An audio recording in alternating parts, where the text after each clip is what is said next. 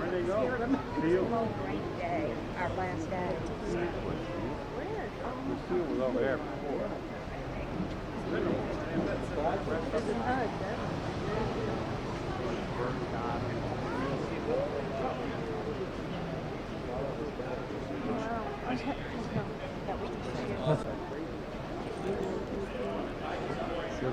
Be on them.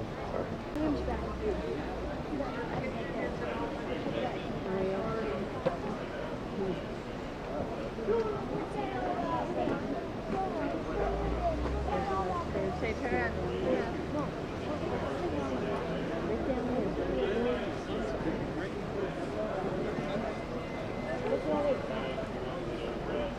Glasses?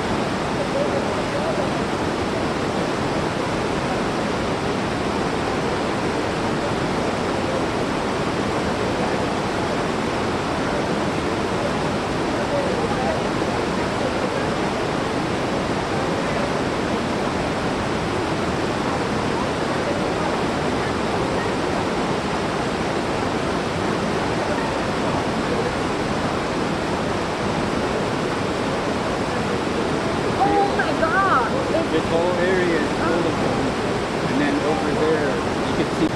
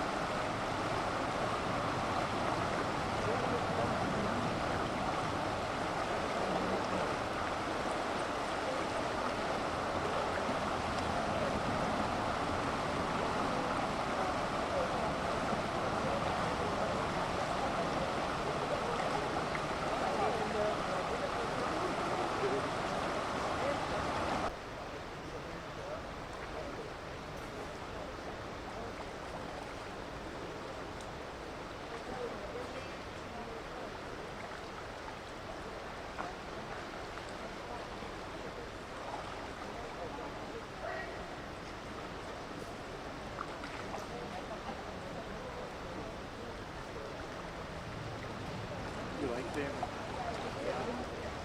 Yes.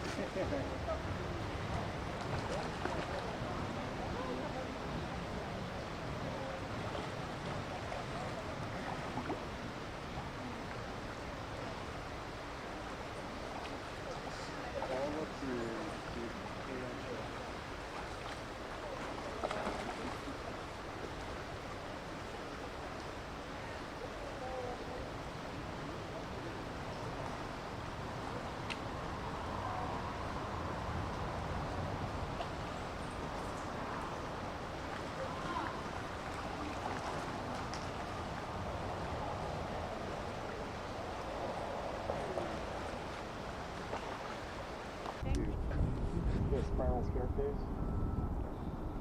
Right in front of the smokestacks. Yep. Been on there. You did, huh?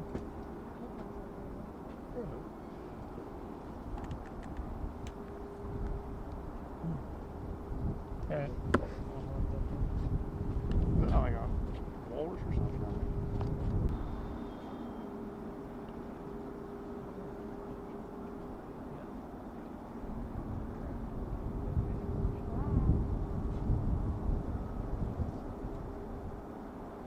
Look how much gravel that little creek is purged out of the bay. This is a great day.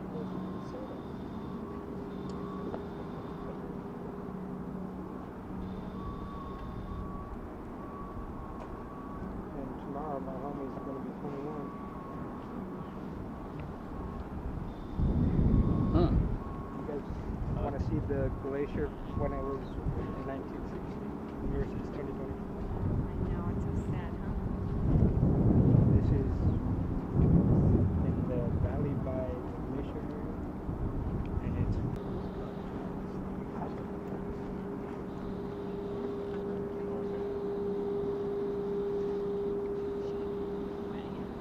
this was during our winter during this season, before this season opened. But it was nice. Did ATV? We don't have those up here. Manual labor. It's a coin flip. Who's the mule? Took this Well, one I'm not out shutting it. Your jacket is in the way. where my other bigger ones during the plane ride.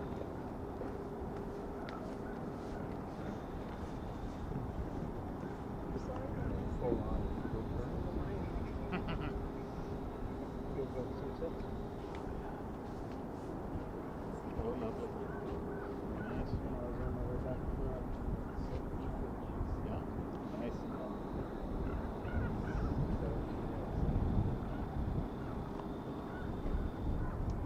The trail up to the top is back there and over. There's two ways you can go back onto the trail. You can go back this way, or you can take this way and then take a right. Okay.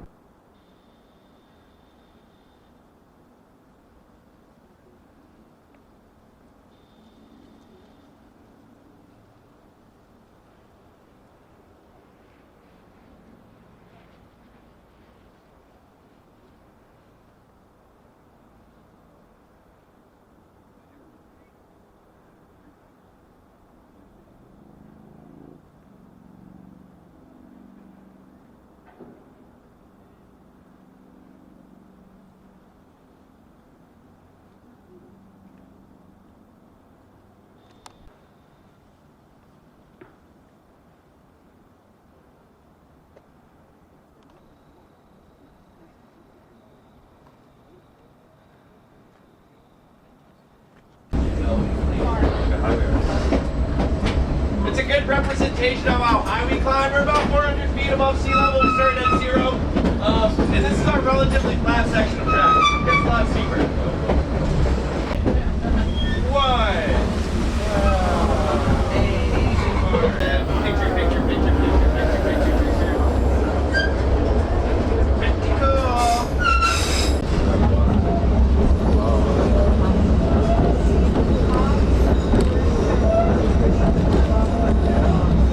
Sorry, what?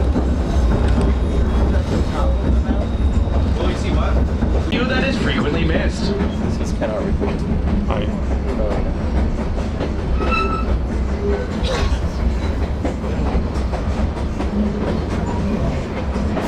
All these purple flowers are fireweed. Called fireweed because they're like the first things to grow after a forest fire. They are invasive, but if you're pretty, it's okay to be invasive. That's how I think about it.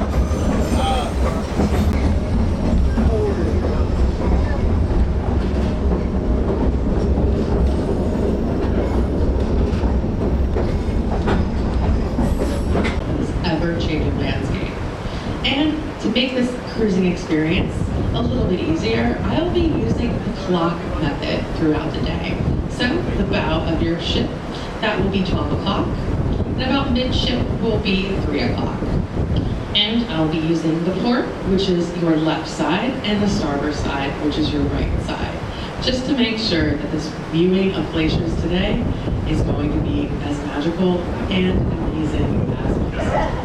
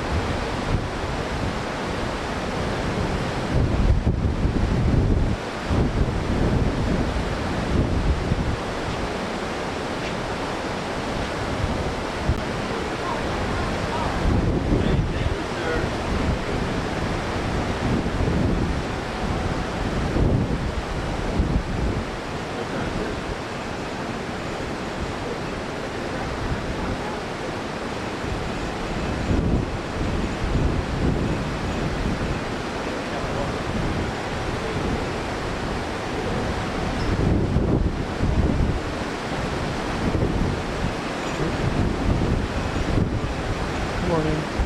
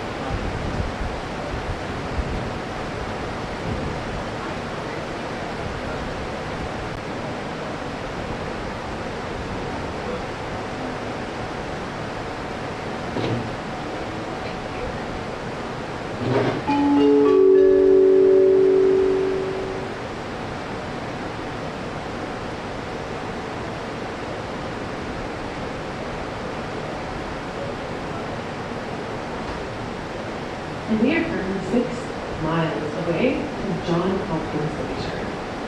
But imagine yourself as a scientist over 100 years ago, sailing into this icy bay for the first time.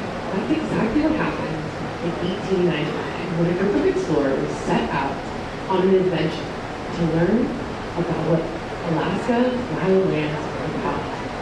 They saw this massive glacier and were awed, and named after Johns Hopkins University, where some of them studied. Today, we follow in their footsteps as we move through the waters and the icy waters and look ahead at this giant river of ice, Johns Hopkins Glacier. It's over 12 miles long and over a mile wide, and 300 feet from the water line. And while most glaciers in the world are melting, Johns Hopkins is an advancing glacier. Now, I've got an explorer mission for all of you. Can you guys spot any harbor seals? They love to rest on those floating birds, especially when they have pups. This glacier is a perfect safe spot for them. And don't be surprised if you hear a large crack or roar, because that is a piece of ice and havoc for that glacier. This huge piece of ice break off and splash into the ocean. It's nature in action. And this is a powerful force and beauty. So look all around at these snowy peaks and this deep water that sits quietly and still. This is one of the wildest places on Earth, and today we are exploring it and discovering the wonders. So keep your eyes open, your cameras ready, and your sense of adventure high, because Johns Hopkins Glacier is full of surprises.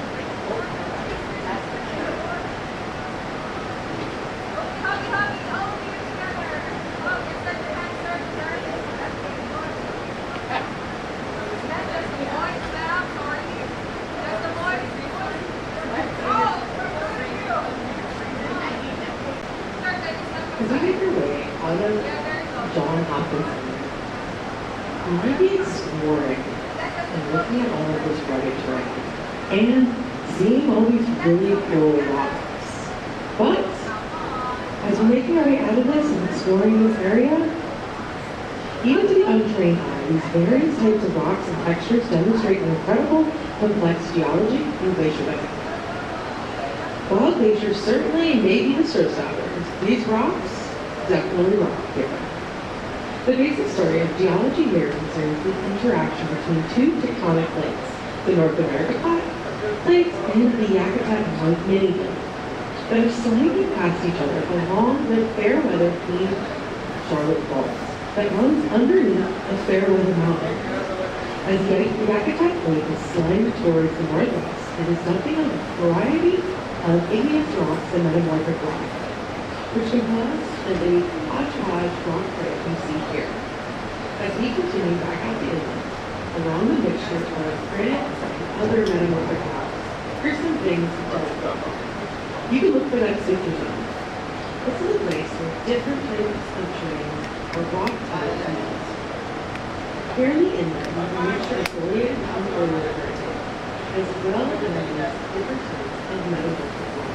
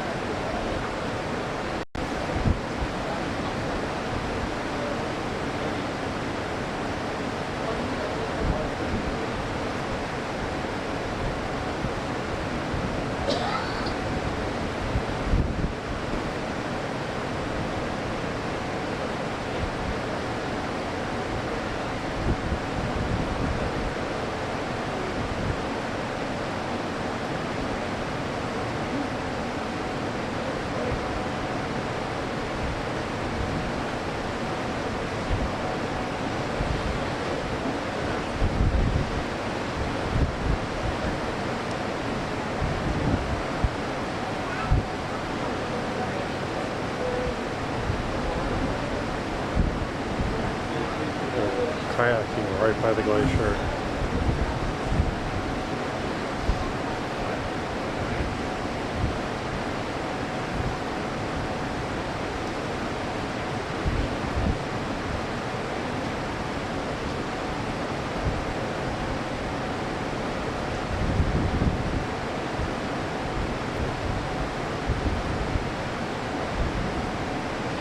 Pretty glacier up on top.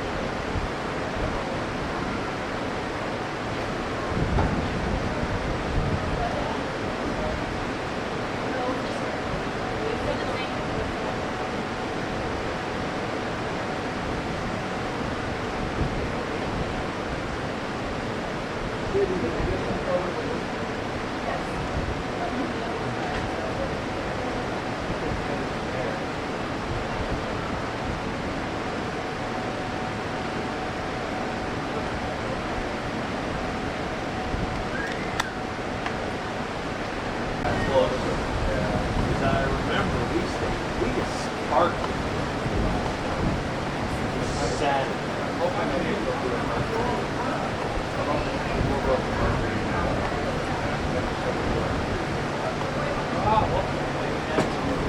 Tell everybody what we're doing.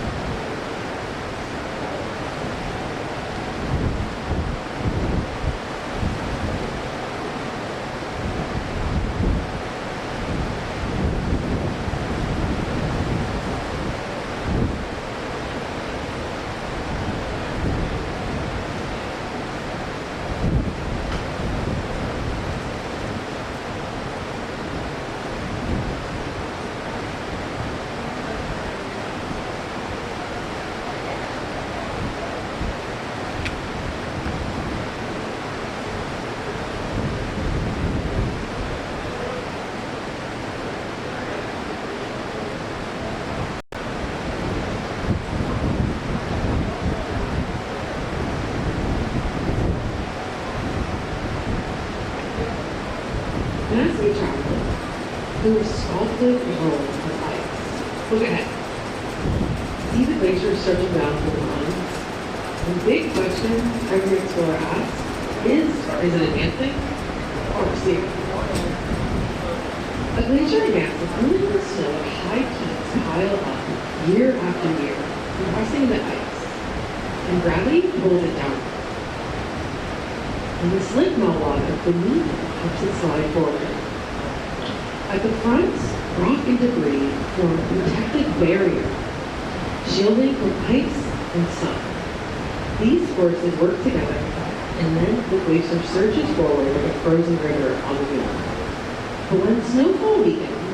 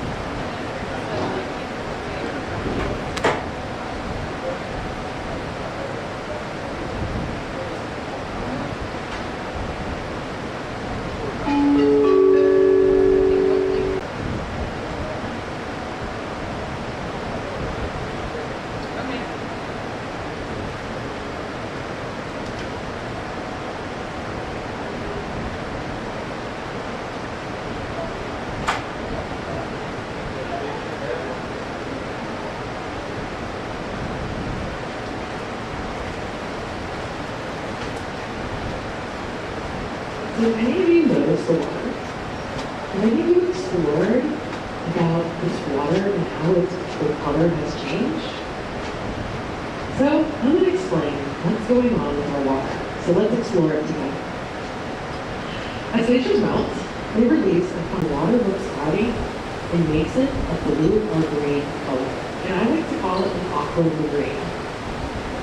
The glacial flower absorbs most of that blue light, but reflects some of the blue, green, yellow, and orange and red. And typically, the water would absorb these colors, but the sediment in the water looks blue or green. And sometimes that water can have different colors, depending if there's pigments present, like algae or plankton. And lakes look brighter and most colorful during the melting season. When spring and in spring, glaciers are starting to melt and particles sink slower to the bottom. Now, if you're curious about rock flower or glacial silt and what it could feel like or look like, the ranger house on deck 19 at the Skywalker Ruins actually has a sample. So head to those rangers, Patrick and Ranger Miranda, to see and feel what rock flower is all about.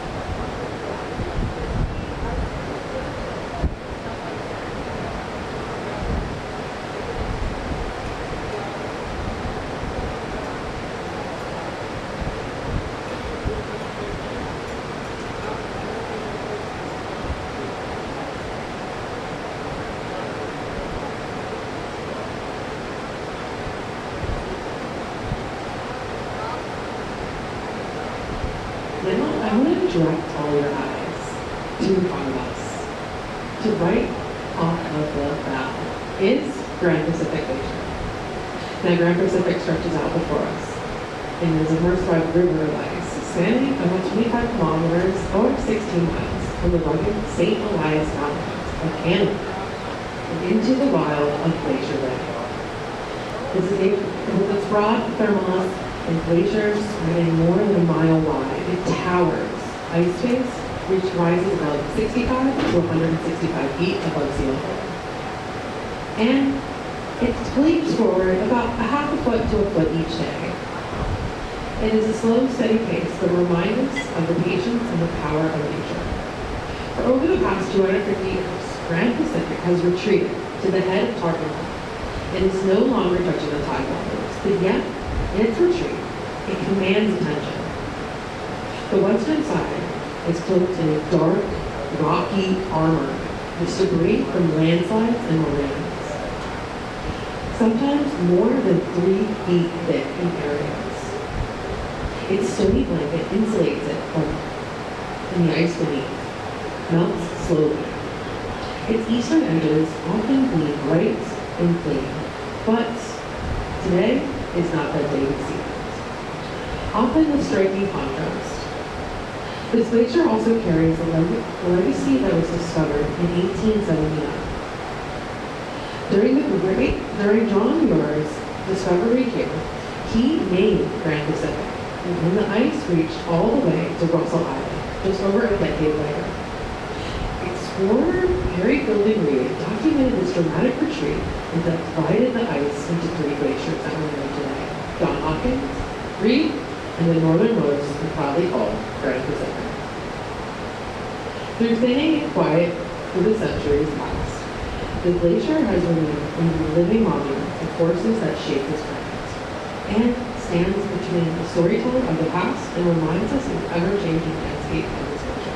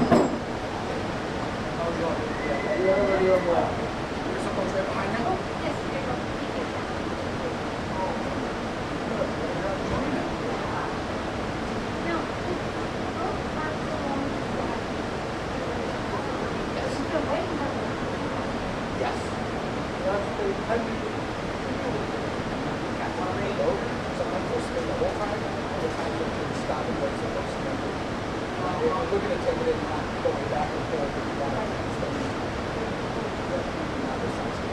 Like a similar timeline. So, when you're you go to this area, or you move from back there? I moved from elsewhere. Where's that? Wisconsin.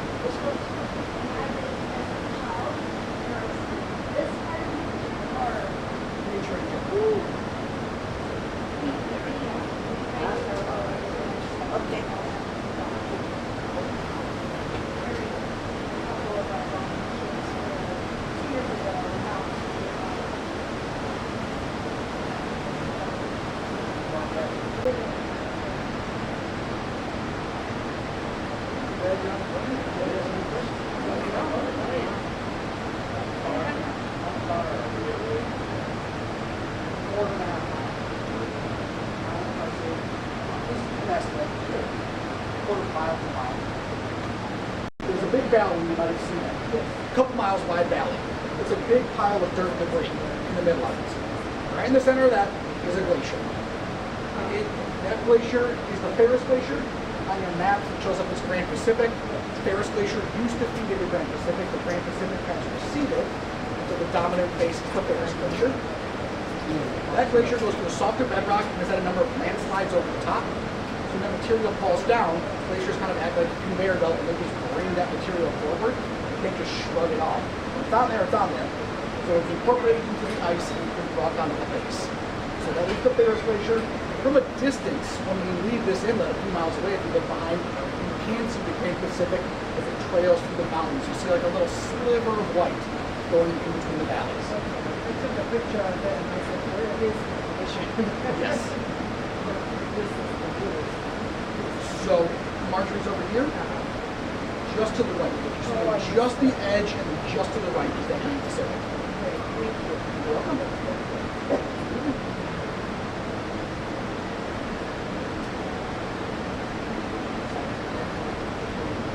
Yeah, you can see like right in the center there. And if you zoom in, you can see how there's more like a sheer face to it. It looks more like a rock. That's that glacier. Really? It's just very brown. Yeah, just because of the material on top is incorporated into the ice. That's all. You got it.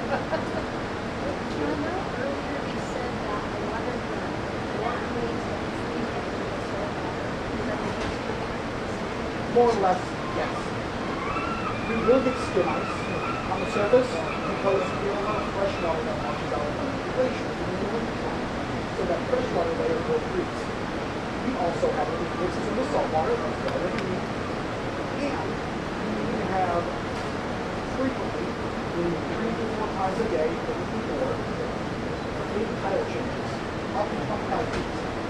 That's more the exception, because you know the team.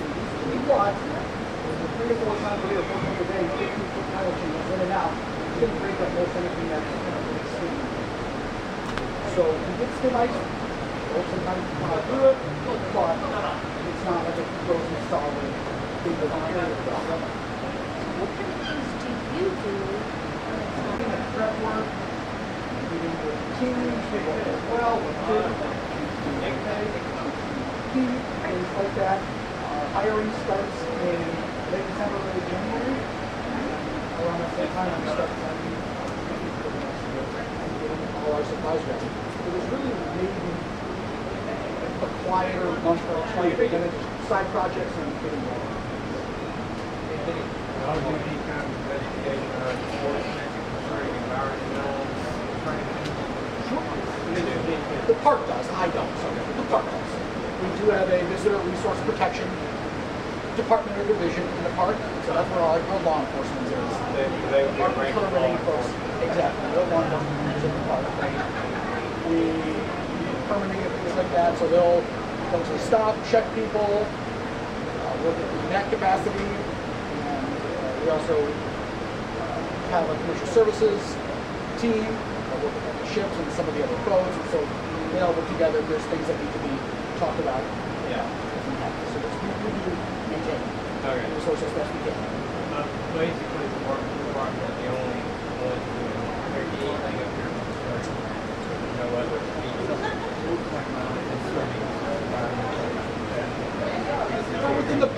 Yes, but we worked with other agencies as well. So we worked with, just depending on what the regulations are. So we might be part service person enforcing it, but the fishing regulations are set by the state. Right. But we're federal, so they might set them, but we might, those ones might put a ticket or something. Or something like that. Living in a large metro area, hard around the annex or hard around agency operations in this area. Yes.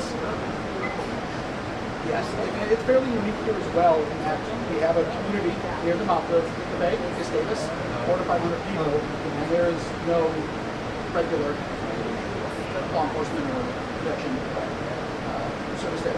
Occasionally state troopers fly in during moose hunting season, which is just outside of the park, or if it's reported or every now and then, the folks know they're still there. Right. But the main thing is that's the only ones within the area are for specifically this one. We work with other folks. Sometimes Coast Guard will bring some of their vessels in. Rangers that go on board and tour the bay just to know the area. And then in case something does happen. I don't recommend you go into the dark areas and I guess that's everything you're supposed to do. That's within the thing. Violate the sign that area. Yes, Yeah. absolutely.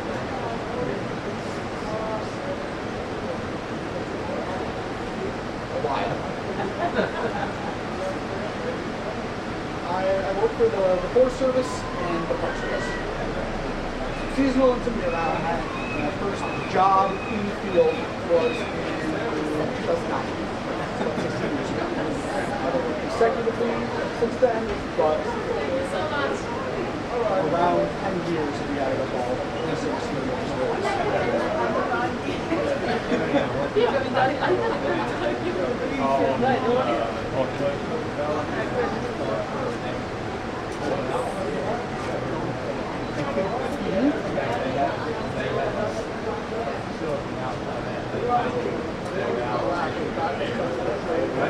Oh wow!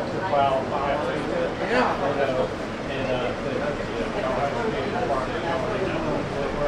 Yeah. It's overwhelming, you can call it.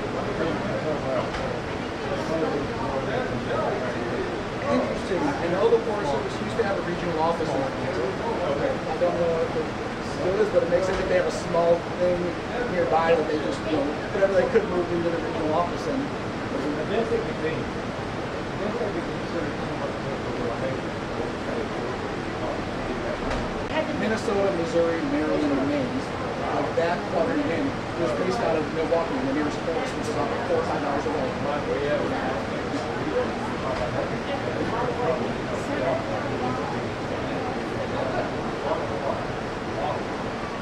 So, but they're somewhat centrally located, but that's kind of how they did it back in the day. Where do you want to Oh, yeah. If you have any other questions, let me know. Okay. You're right. Absolutely, yeah. Have you had your picture made?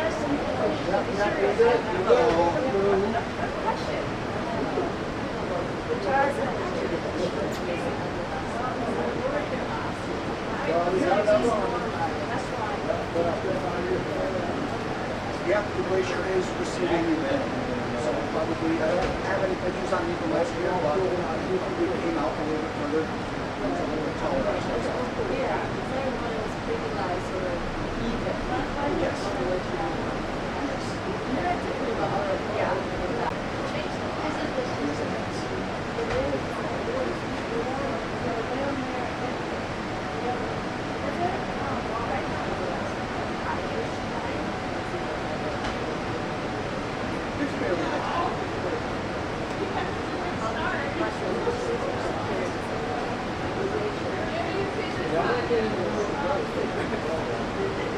It'll change it a little bit. It's at the glacier, it's the center, so on the side. That's up to 100 feet tall. The tide speed is going to be, it's going to get down 10 to 15 feet. So from how far away we are, it's not going to be this.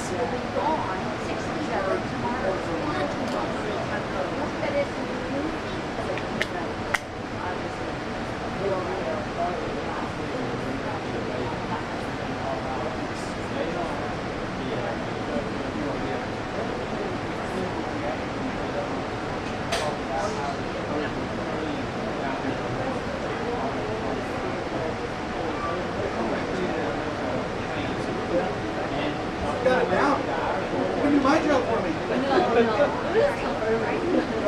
think you're absolutely right.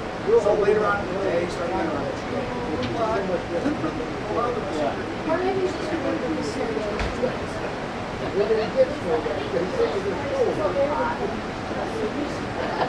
Now that one's good. Okay. When we're at home, we leave it on the documentary for YouTube or somewhere. But we will watch it with a different eye. At the end of it, it's like, I think it was his name. Yeah, that's the big one. Yeah.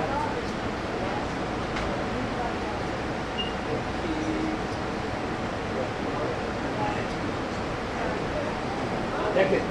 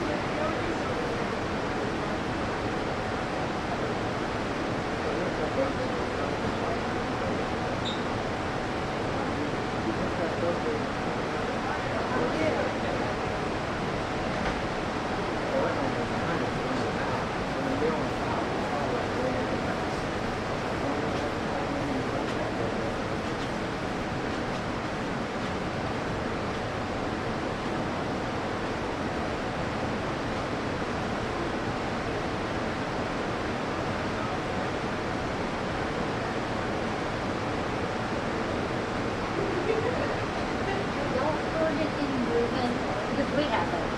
Y'all heard it, they say you can hear it. Oh, wow.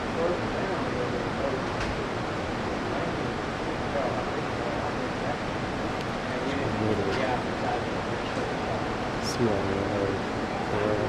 Mm-hmm.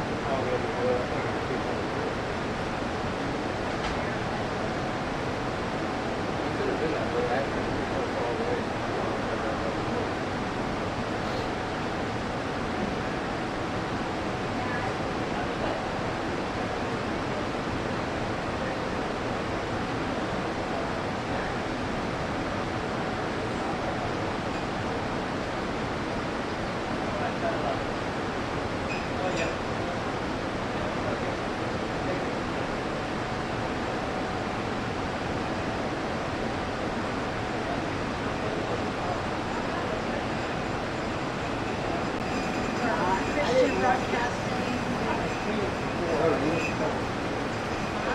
Yes, he did the, about the child, the child with ADHD, raising a child with ADHD. A little girl. He died today.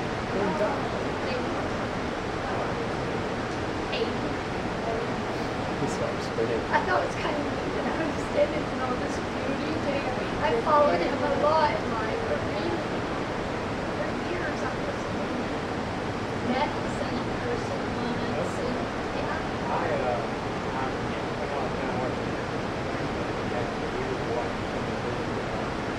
Right. Yeah.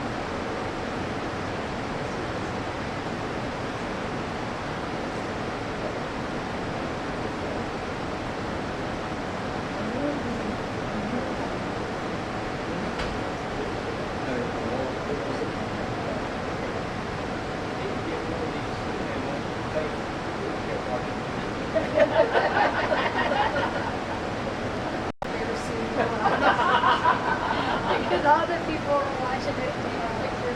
So we would laugh about it. They got back in the little cave and got to turn on the TV for 15 minutes.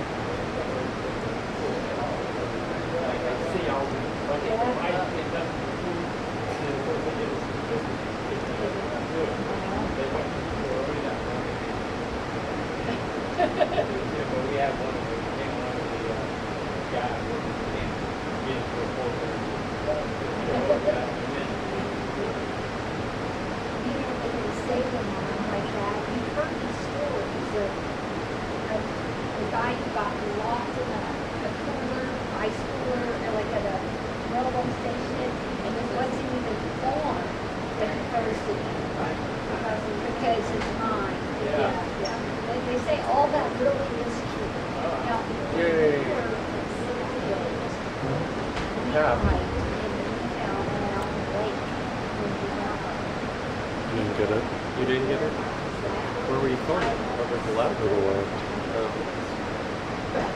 Oh, I laid them all. I thought I was stripping out the nice thing. A nice one, a big one.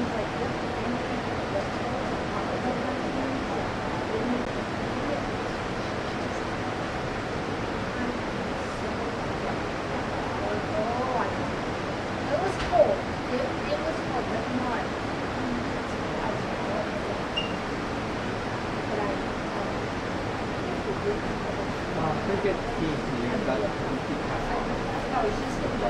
Did you capture that ice piece falling in?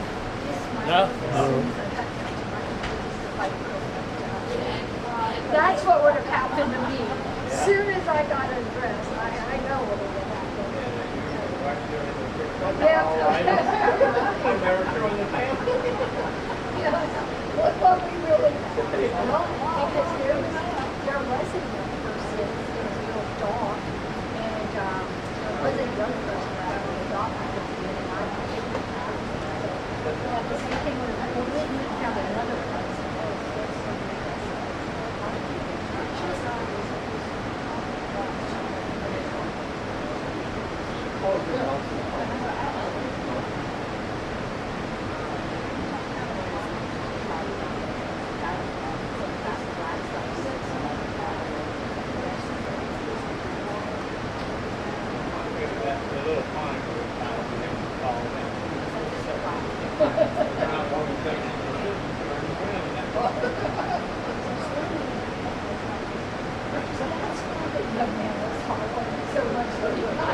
Because see, I was touching this. I can do this. Oh, I want to go.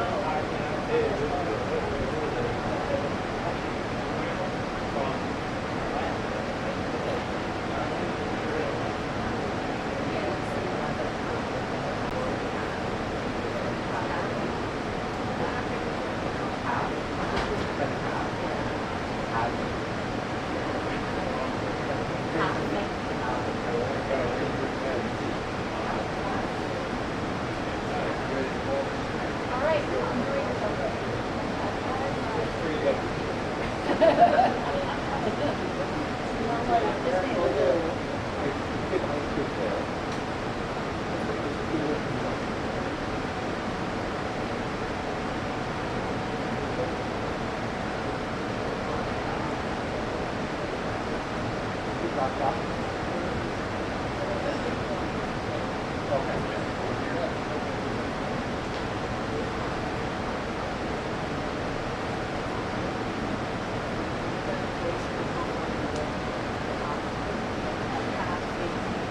I was going to say, we'll go through a conference and out and share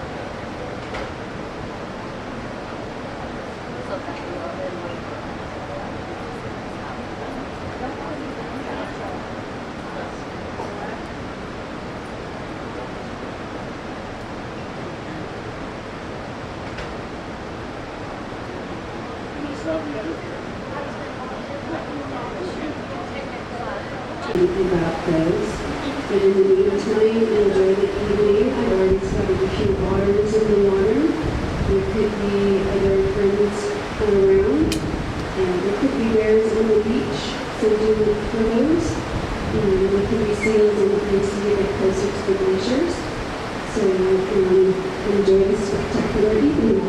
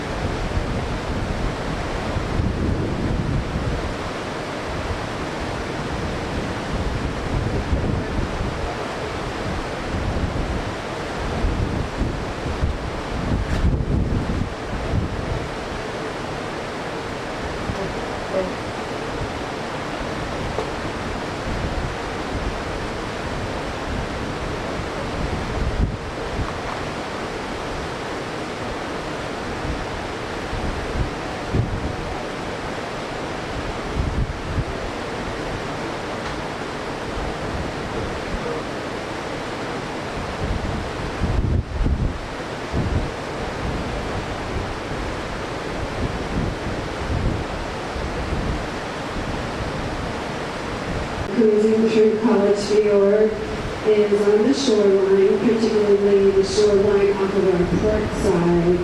Then there's some trees that look a little spindly, a little devoid of branches and foliage. And those are part of a ghost forest.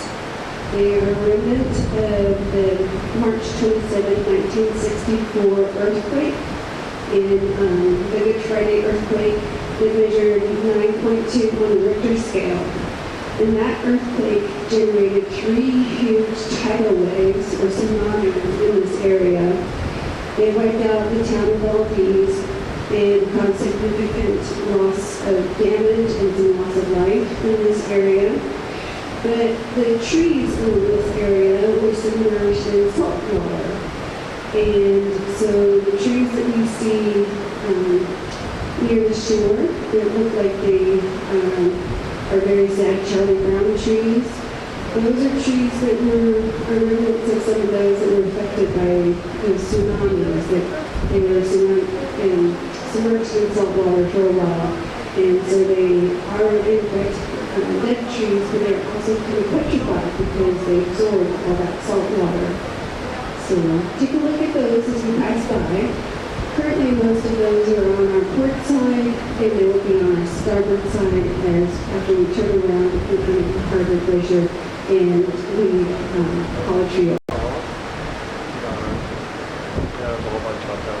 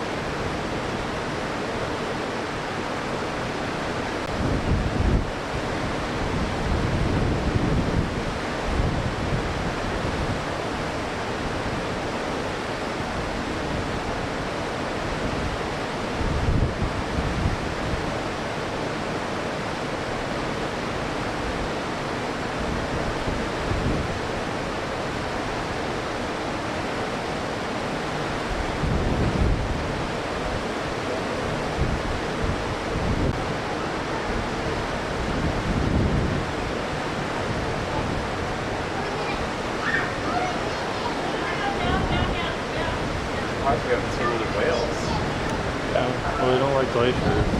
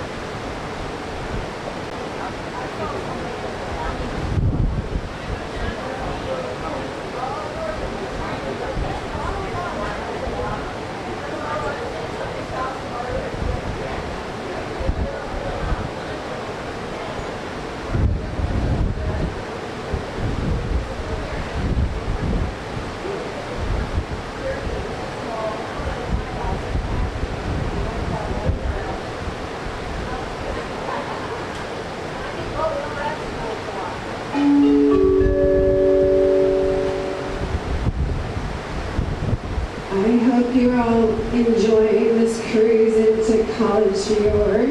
So I just heard some super fun news for people who are wanting to see the Northern Lights tonight. We have a 30% chance of seeing the Northern Lights while we're in Whittier. It looks like, so that's 30% by where the Northern Lights are known to be over. Geographically, but also if this weather holds and it stays clear, then we have a good chance of seeing those lights.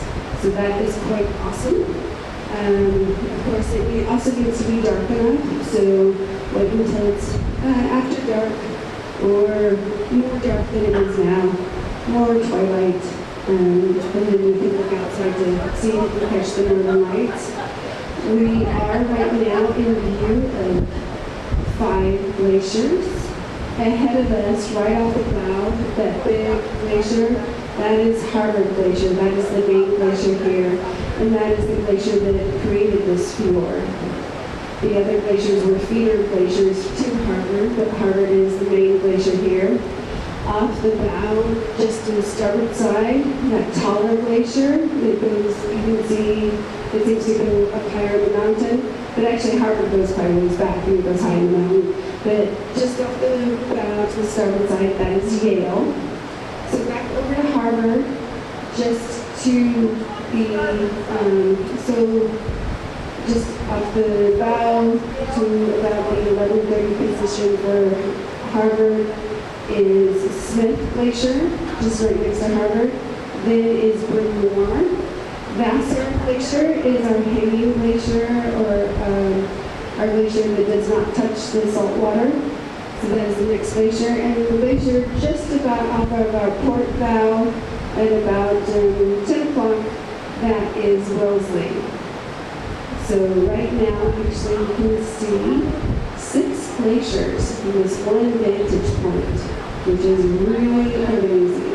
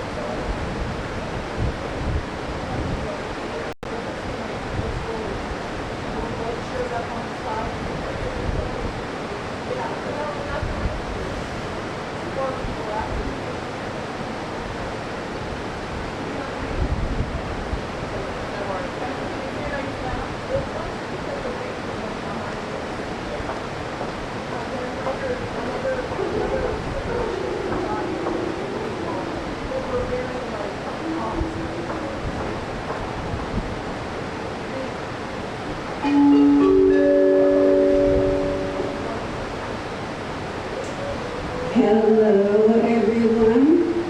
Well, so in a few minutes, we're going to start sort of a long, slow circle right in the middle here, right in the middle of these 6 glaciers that we're looking at, with Harvard being our main glacier.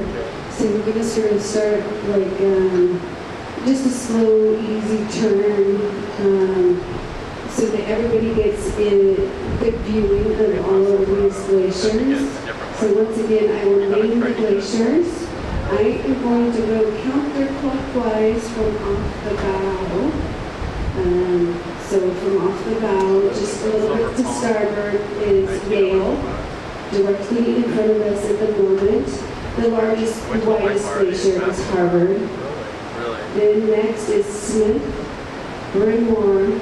Vassar is the hanging glacier, and then Wellesley Glacier.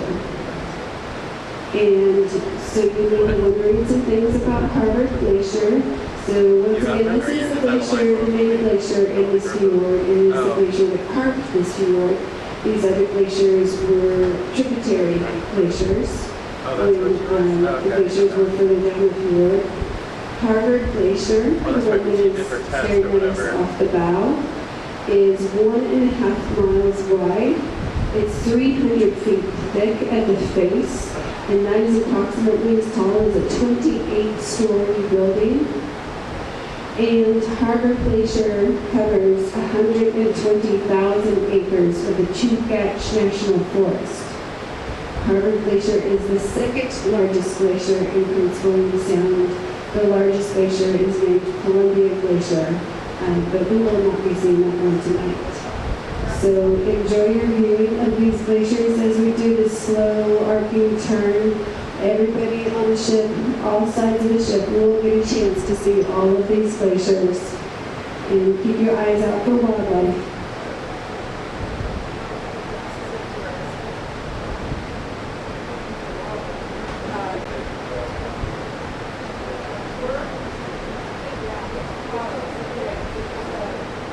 Beautiful day. Absolutely gorgeous.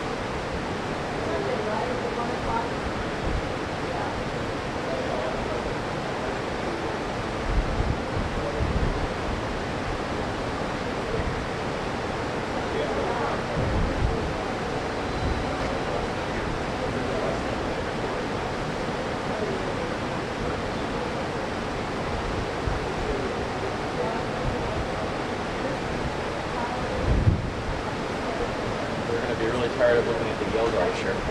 We're going to be really tired of looking at the Yale Glacier. That's the only one we see. Well,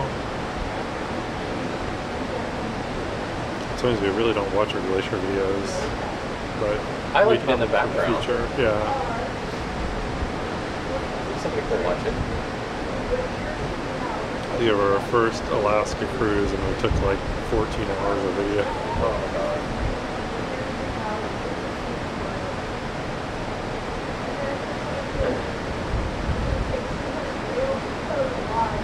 I've taken about 100 minutes. It feels like he's about to start spinning. Yeah, we're stopped. Pushes which way are we going to spin? You already know which way he's going to spin.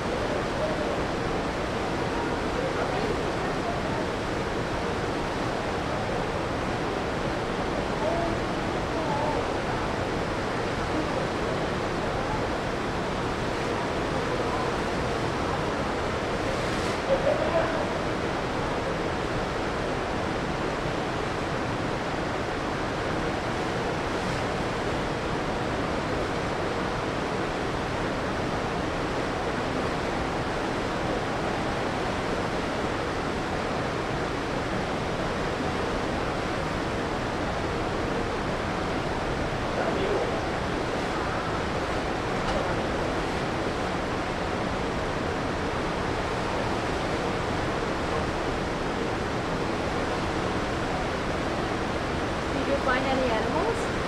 No. Just otters.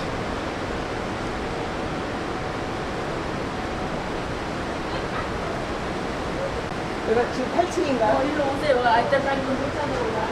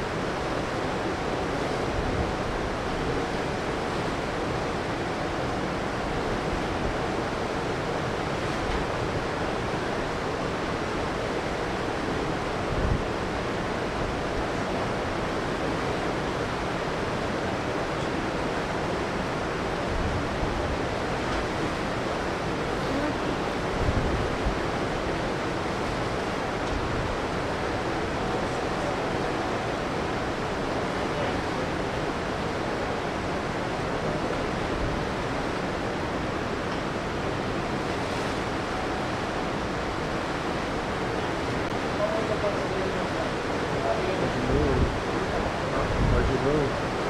No, it's just trying to get out of the way. No.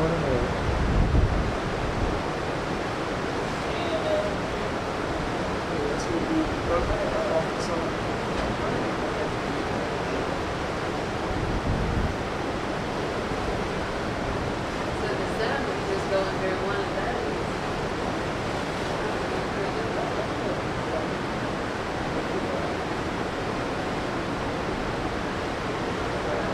I didn't think he was going to do another turn. I'm happy he did for you. Otherwise, you would have seen it. Yeah.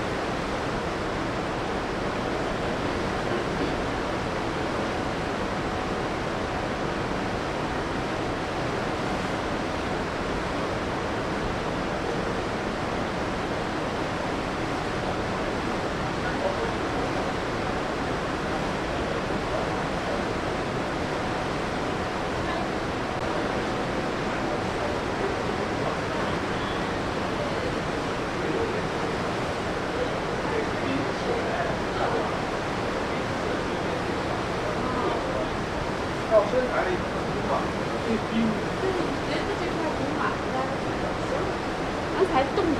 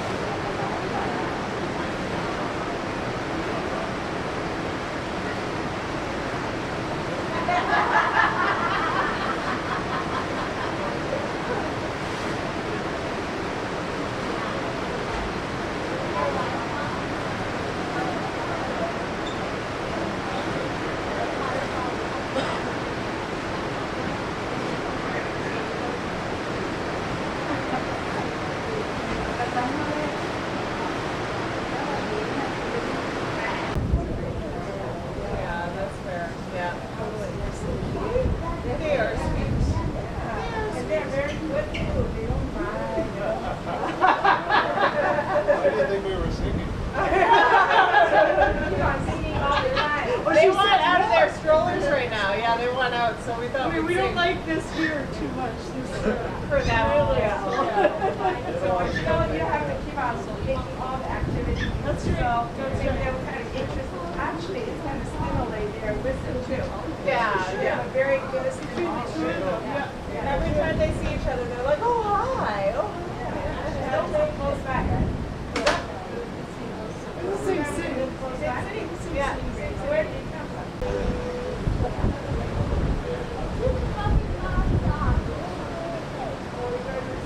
Well, it's pretty good. If that's it. That's it.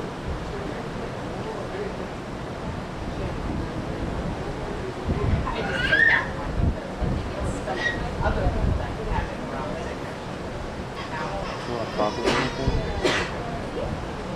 Sure. Coffee with something in it? The honey, lavender. Just regular? Are you sure? Don't want anything like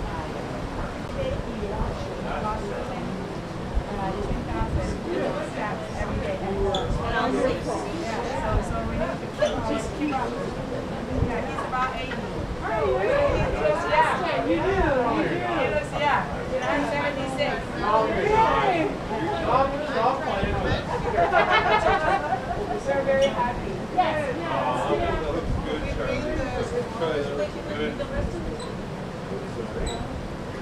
Yeah, there's constant countdown.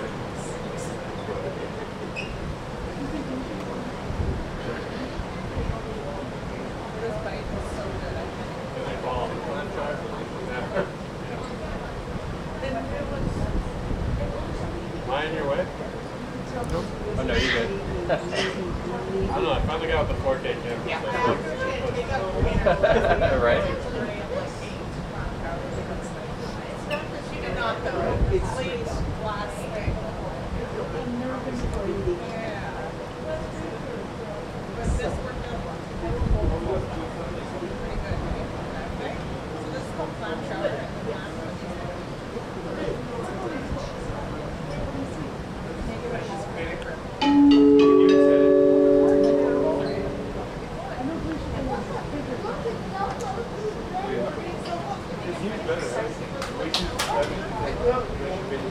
Coming up on our port side, you may notice over there on the land, there's several trees that look like they're dead, or they don't have any leaves on them. And that is because in 1958, in July 19th of 1958, there was a big earthquake in Laituya Bay, which is to the south of here. And that earthquake measured 7.9 on the Richter scale, and it shook 40 million cubic yards of debris from the surrounding mountains. That created a huge wave here in Yakutat Bay, and a bunch of the trees were then surrounded by the seawater and inundated by the seawater, soaked in the seawater, and that created what we call a ghost forest. So those trees lost all of their foliage, their greenery, but because they were soaked in seawater, they're kind of petrified. So they're kind of dead wood, but they're soaked in salt water, preserved with salt. So that's why there's those trees over there that look kind of like they're dead, but they're just well soaked in salt.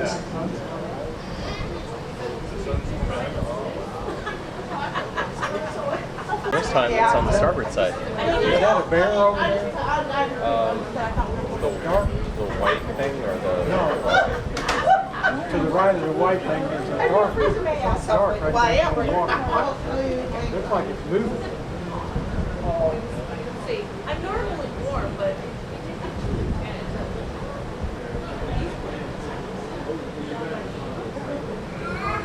Maybe not. Actually, See what I'm talking about? Yeah, oh, that's a rock. Never mind.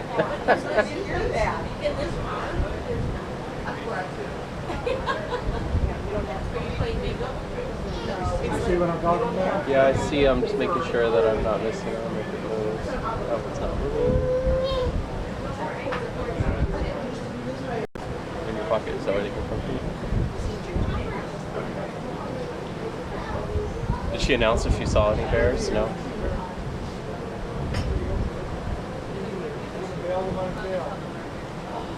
sorry, I don't want to dig. No, I'm very open with my story because my story is one fiction. I believe a lot of people do that. Because there's no way that much. I wonder why they don't do the Harvard coming this way. Maybe it takes too long.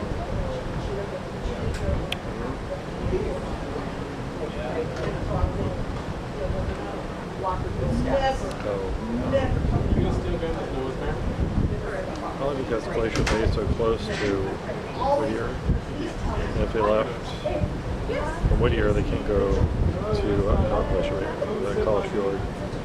Really, from Whittier, they can't go to College Fjord because it'd be nighttime, so they have to come here.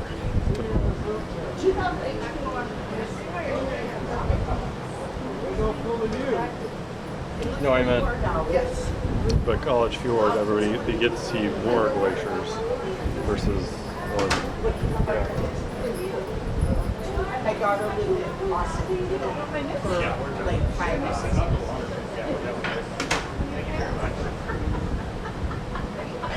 Austin.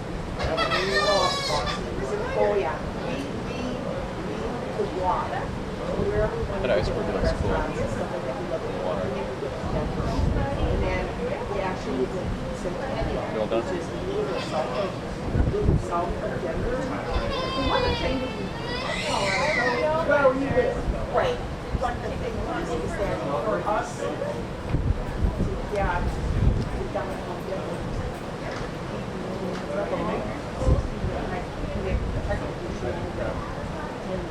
These are my dad says, "You go anywhere."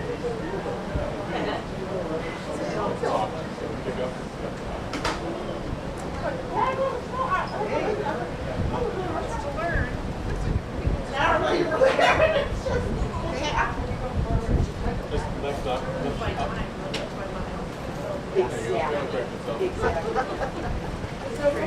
It's pretty high. But I went by college and you so yeah.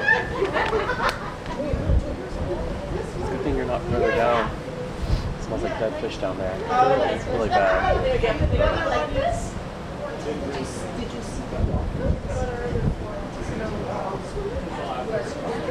Basically where those barrels are on the other side, where the smokers are.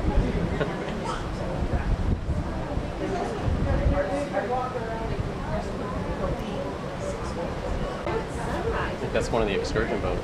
I keep showing everybody, this is my bar. Wait, can I see it? It's been calving a lot. There's a lot of ice there. Do you ever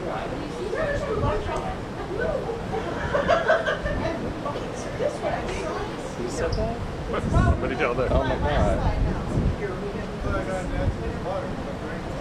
She's taking the baby for a while.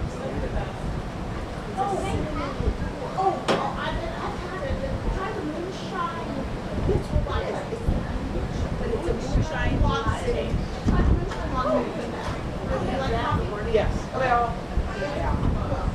With alcohol. I'd be like,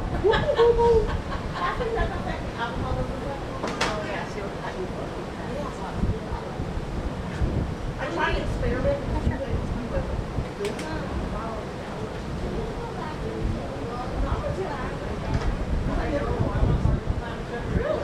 I thought I saw movement over where those white things are in between the big brown rocks. Did I just...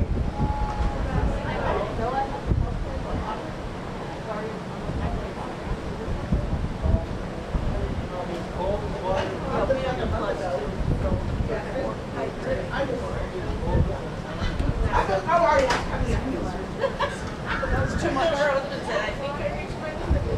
We did. We reached our limit. I had to ask. Now it's going down slow. See, the thing is that so we bought the big plan, and I put so each medallion is separate. Really? His dream and my dream, and it goes on mine. So I do this. Does that make sense? You know, it's. I didn't sit there. It's really hot. Is it? Oh.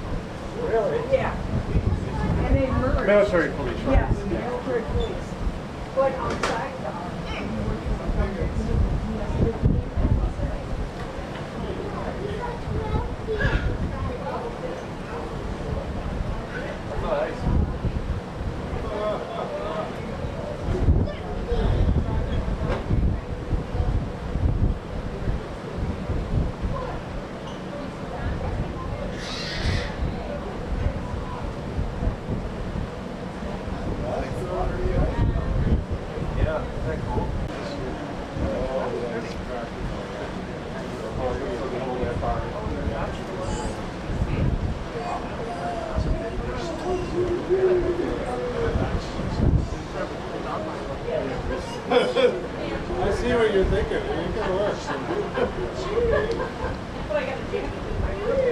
But it is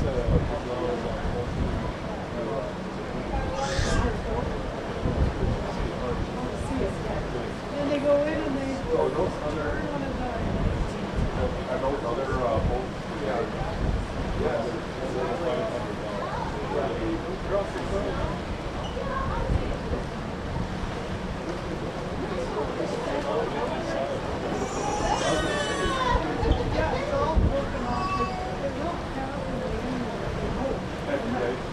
it's like a thunder.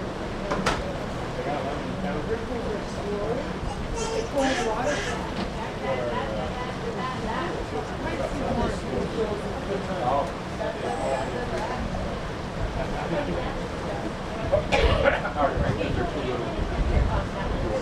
We'll be getting close to that. They're just not walkers.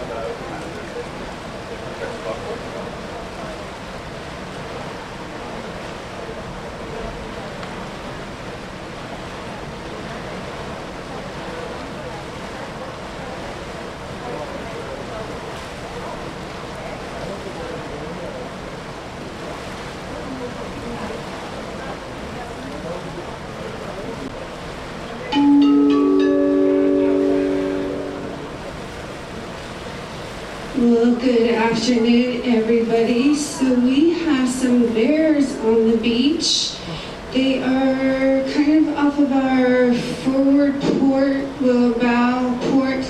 You see there's a big bit of land that looks kind of barren, no trees. And if you look to the right of that, along the beach, there are 2 black bears there. So once again, that's sort of off the bow, port side of the bow. There's a big strip of land that doesn't have any trees on it. To the right of that, look along the beach, and there's 2 black bears there.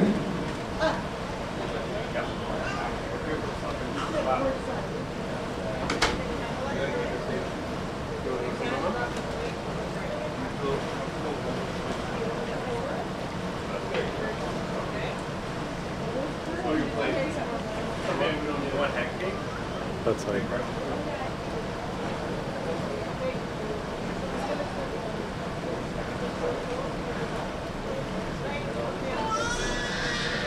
If we're looking for those bears, they're kind of just about straight off the bow now, and they're getting close to the shrub line, a little bit away from the water. So look on the port side bow, between that big barren area of land, towards the right, kind of behind where this excursion boat is. And you can see 2 bears, looks like a mama and a cub.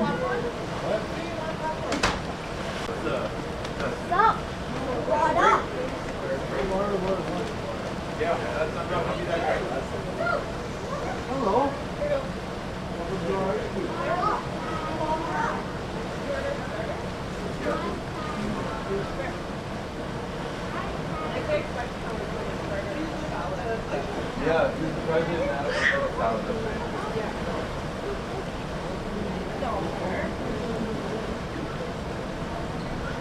This is all that we have. Here. Okay. Yeah, my friend.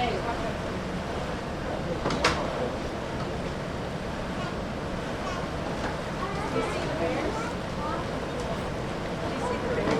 Oh, they're on the port, yeah. Okay.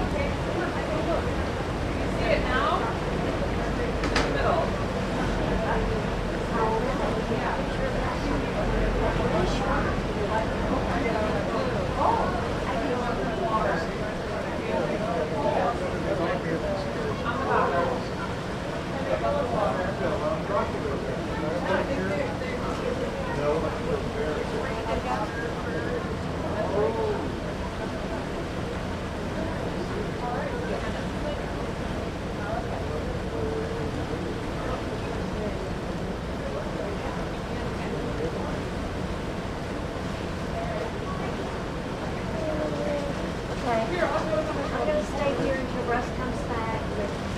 Is this closer to our room, or is this,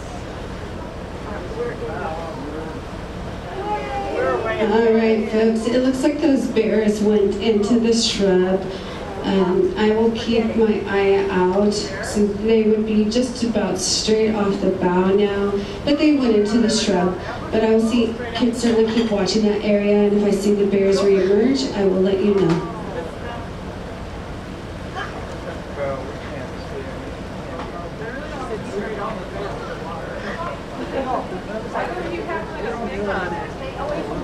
Stand over here. Stand over here. Okay.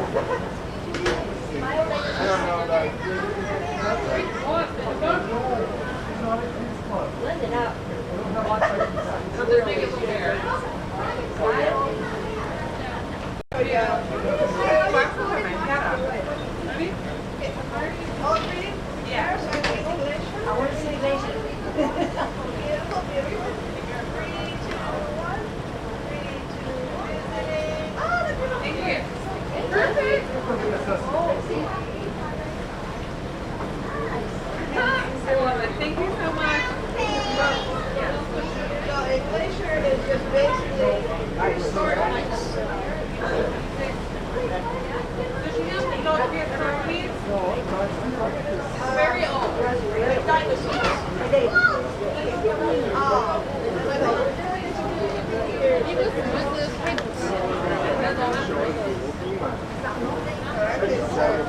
Yeah, it's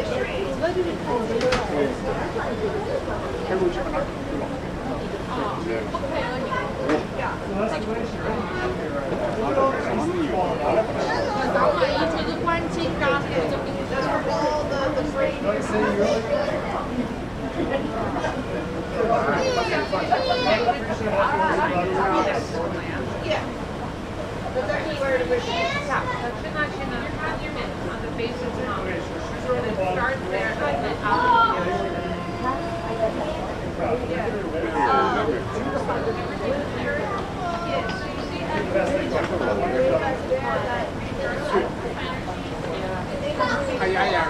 We don't climb on the highways. Oh yeah, all of here. That one is Brendan's. They're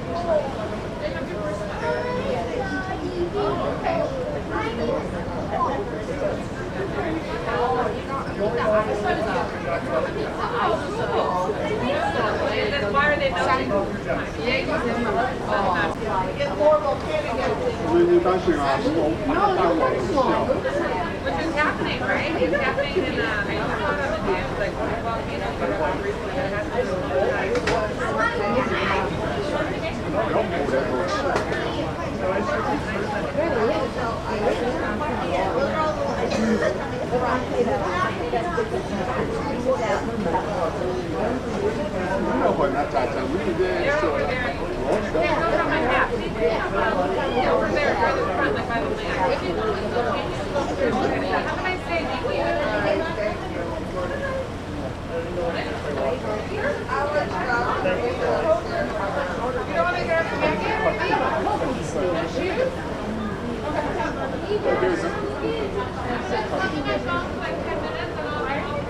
Oh, là, il est sur le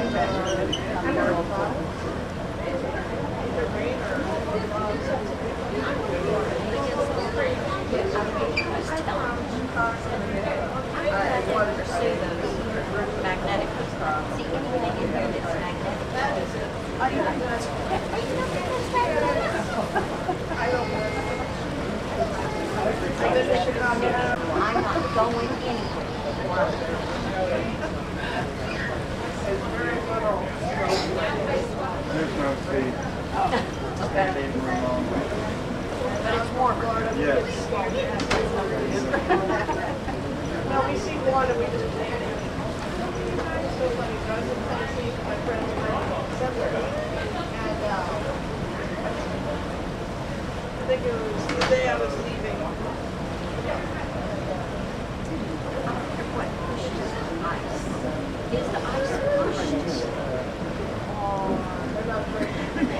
It moves, doesn't it? Does the glacier ice move? Yeah.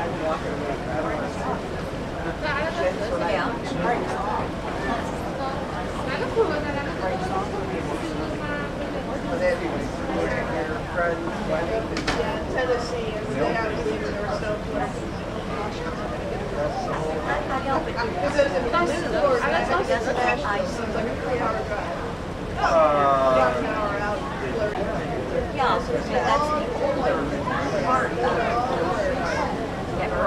It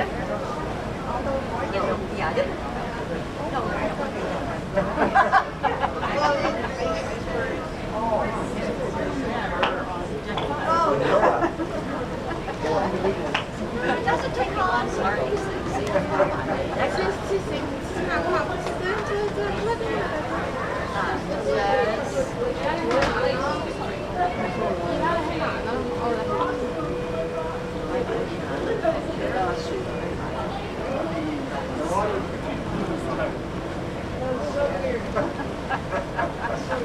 Yes, glacier ice moves flowing under its own weight like a slow-moving river due to the internal deformation of the ice crystal, and in some cases, sliding at the base over bedrock and sediment, lubricated by a film melt. This movement is driven by gravity, which pulls the ice downhill and can be observed through crevasses and crevices and cracks that form as the ice stretches and breaks.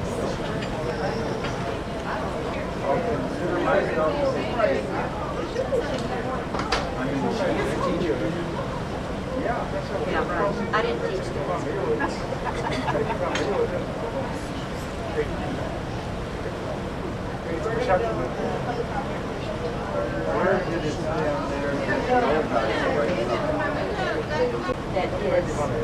That we see coming forward.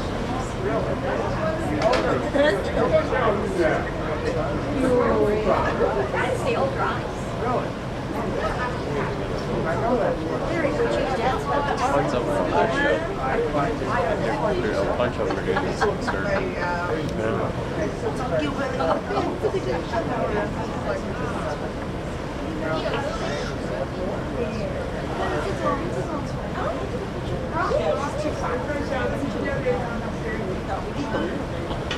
The boat's right there. You don't want the boat? Maybe well. Oh, wow. Yeah.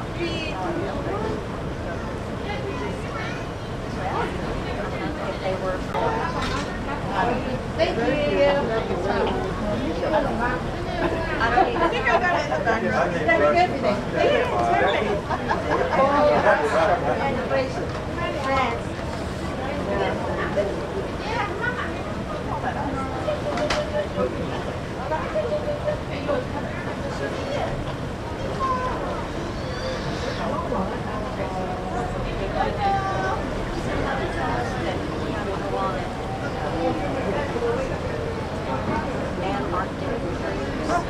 Did somebody tell us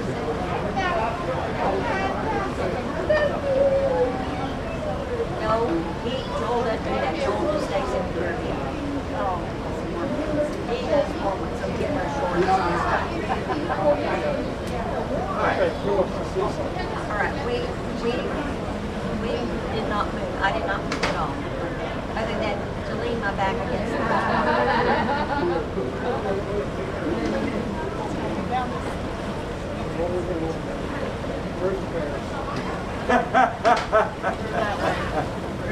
Probably not dim. They're on. The bow. Yeah, actually it is. All right, bow.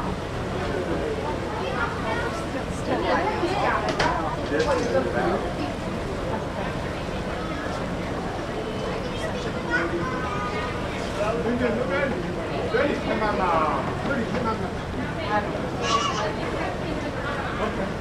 They're finally loading this boat.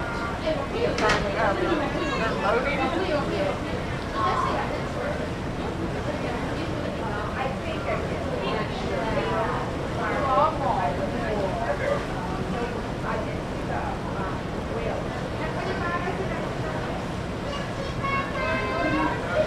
You don't know where the bow of the boat is. It's the front.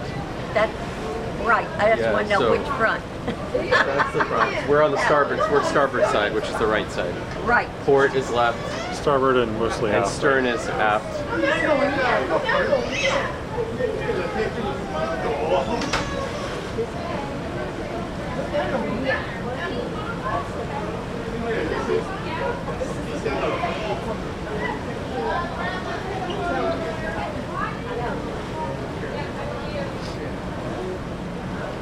If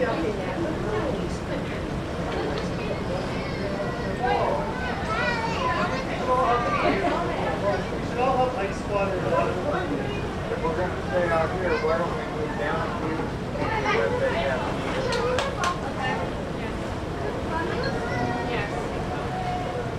I'm in my fancy outfit. I'm with my jeans. Your khakis?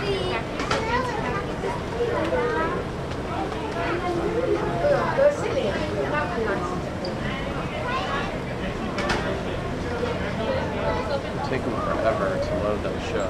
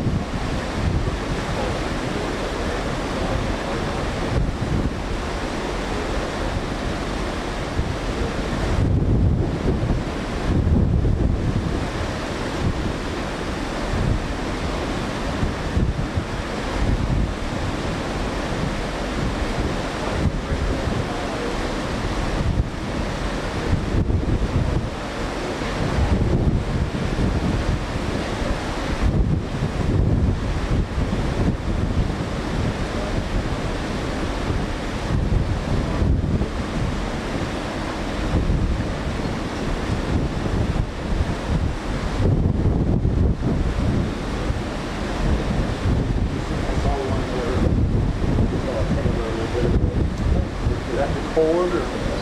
It's, yeah, it's recording. Yeah, I just kind of missed it. I saw myself come up here.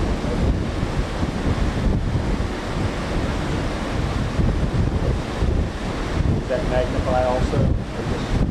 Well, you can't really see it on this screen, but...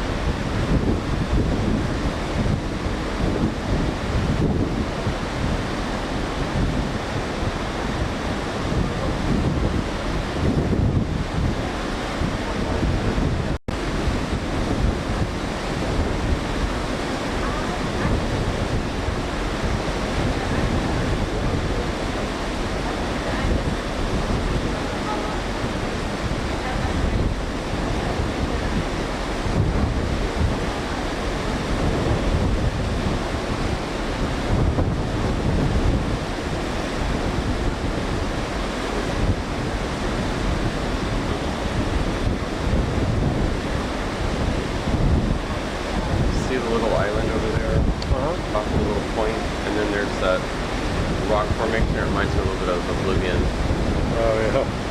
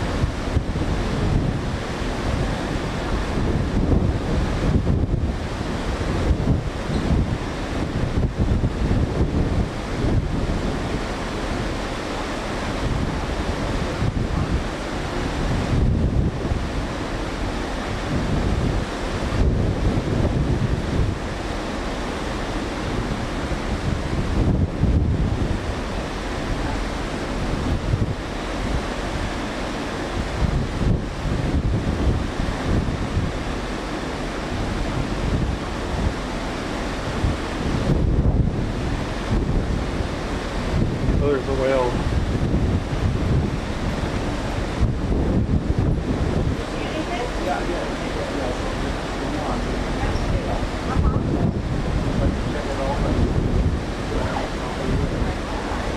It's straight out. See that big old lump of the rock is on the shore? That it just breached. Same spot.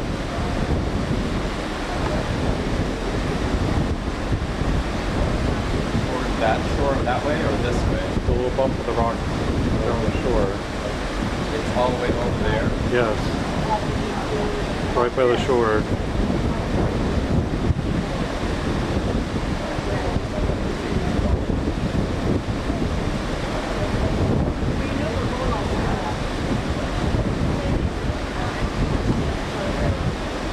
There it is again, it just breached. It's over to the left, slightly to the left.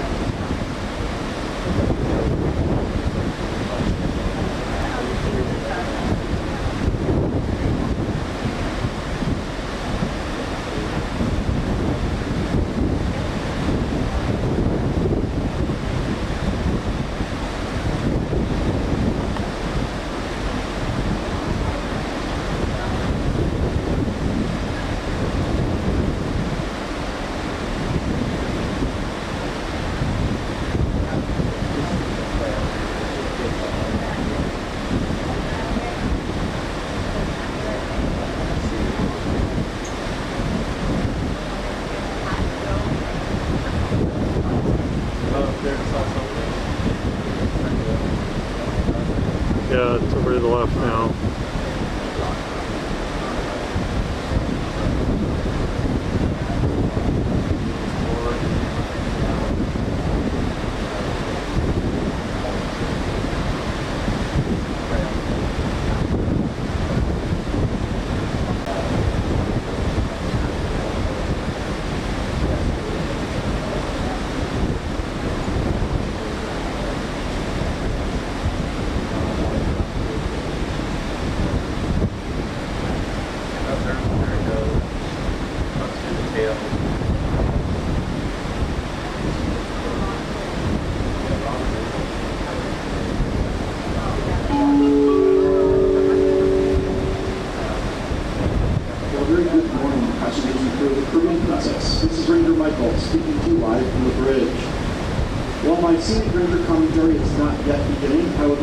this moment to invite you to a special wildlife viewing opportunity. Up in front of our ship and slightly to the starboard or right side, you can see a large gray rock face. This is known as Gloomy Knob. I apologize if the weather is too nice today for you to actually see it in its true gloomy state, but I prefer to take that name of this rock feature, which is Zhangwu Ani, which means the land of the mountain goat. This is one of the best places in Glacier Bay National Park to see mountain goats.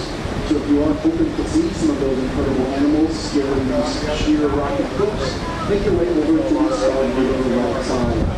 Captain Lewis has made arrangements for us to have a nice closed pass, just 3 cables or 3/10 of a nautical mile off of this rock face.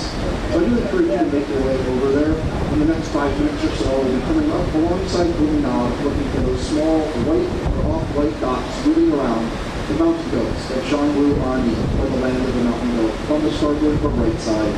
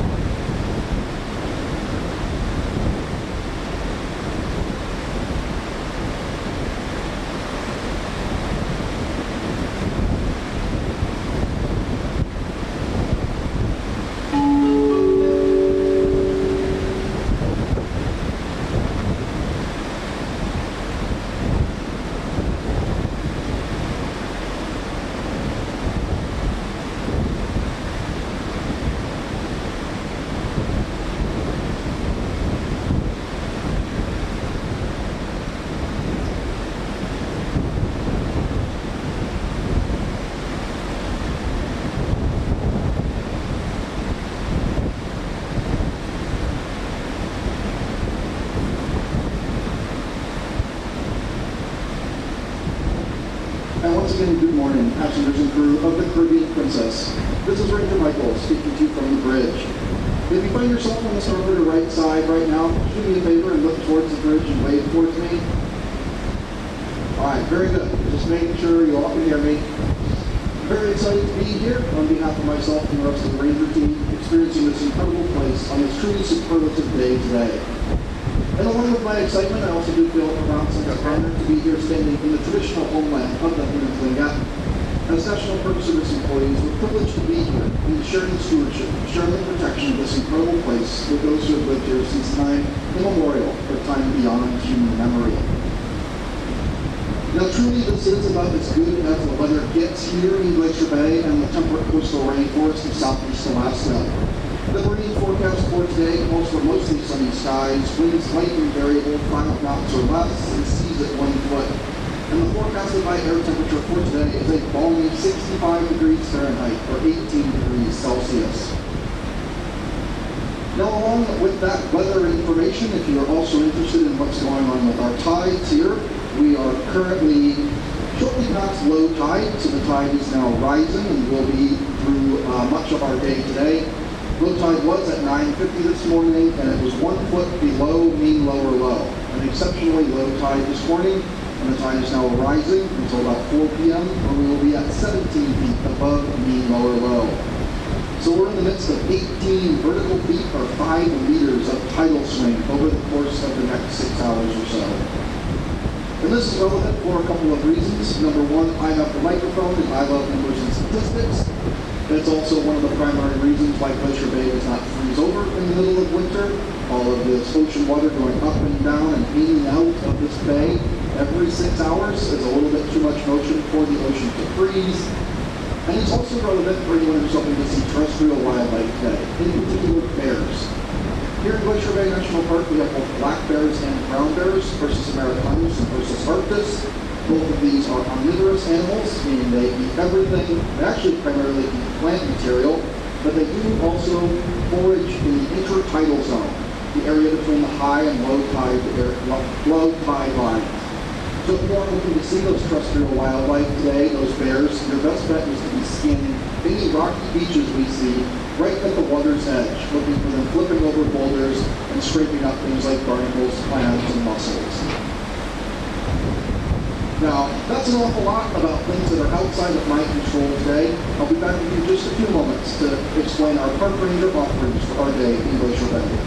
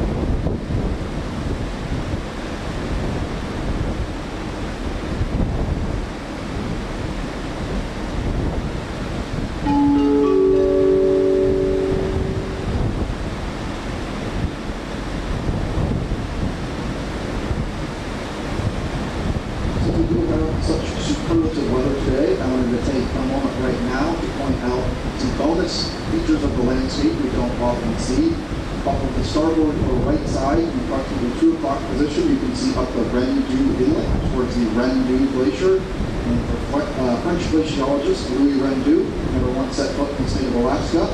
And off of the port or left side, you can get nice views back through a U-shaped valley up towards a hanging glacier. That's the Sidmore Glacier, in Port Eliza, Sidmore. And in front of our ship, and slightly to the port or left side, there is a very high snow-covered peak. That is Mount Fairweather, rising up as high as 15,300 feet or 4,663 meters above sea level. It is taller than any mountain in the lower 48 states, but it is the second tallest mountain in Alaska. It is the highest peak in Glacier Bay National Park. It's a peak you very rarely see, just a handful of times a month. So I really do encourage you to take advantage of this stunning superlative weather we have today. Seeing these bonus glaciers, one on each side of the ship right now, and that Mount Fairweather rising up into the sky directly in front of us and slightly to the port or left.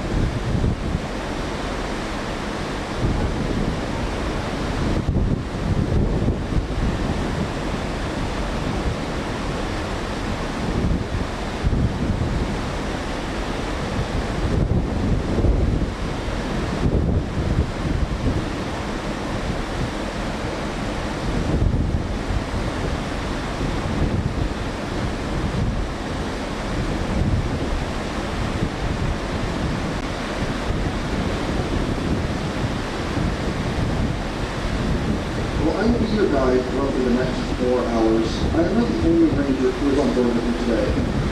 I feel very fortunate to be joined by two incredible coworkers, Rangers Akasha and Rianne. Together, we have brought the Visitor Center experience with us on board today.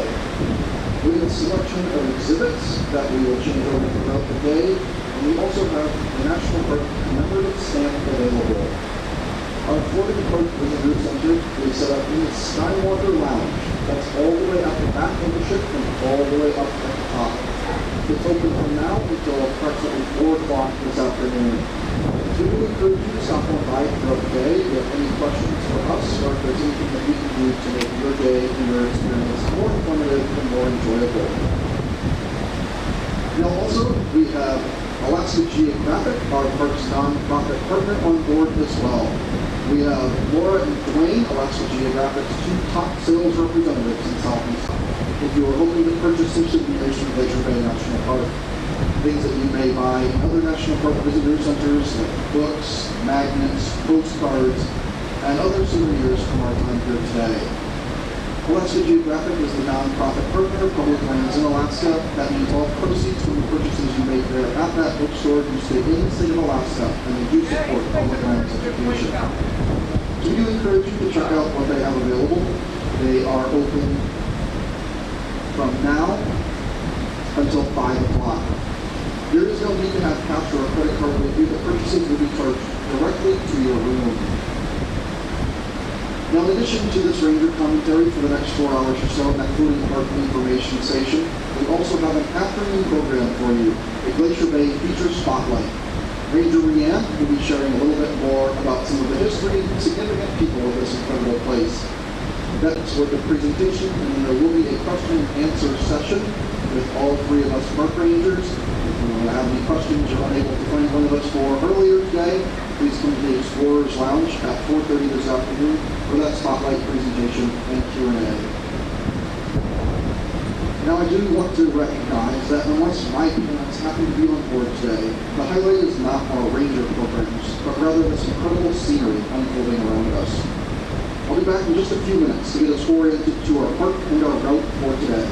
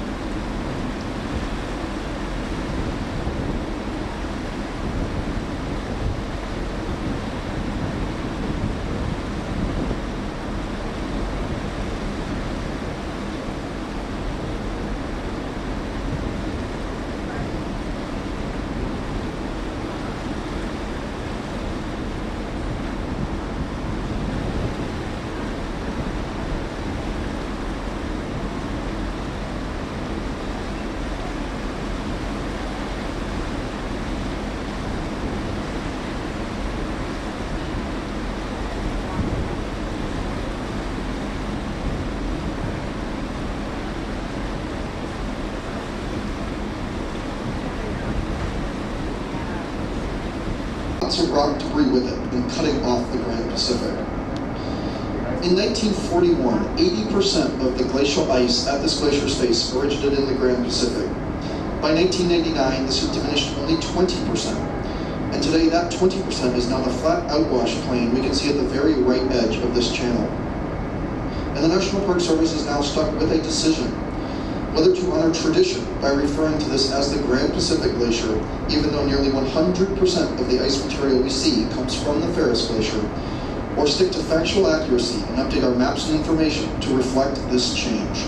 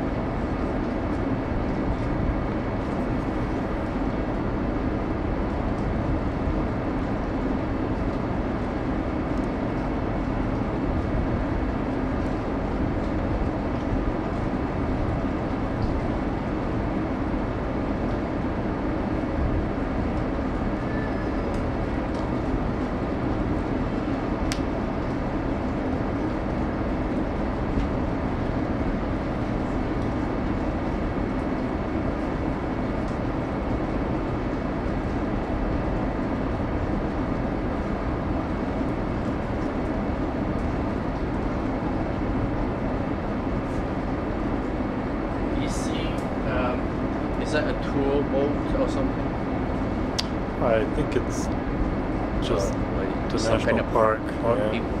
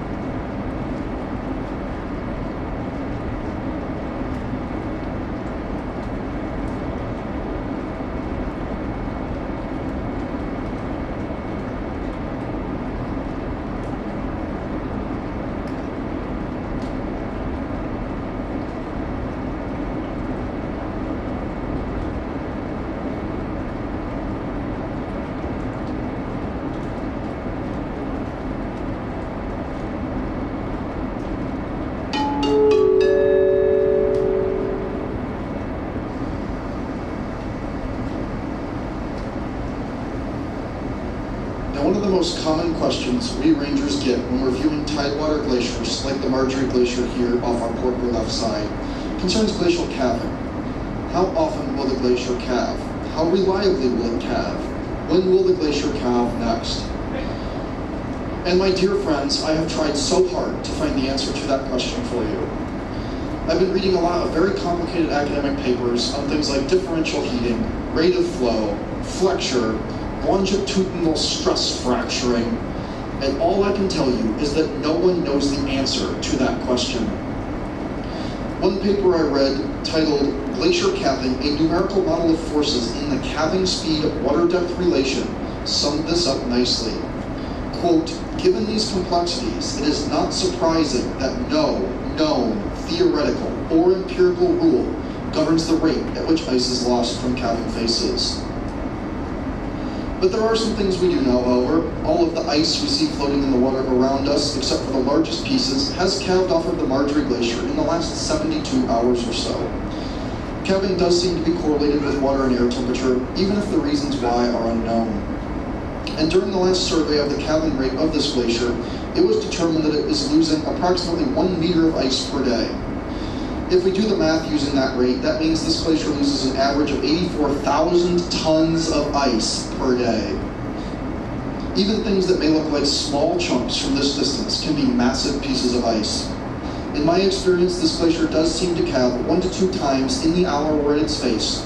So keep your eyes peeled, because you and all of the scientists who study these glaciers never know when glacial calving might happen next.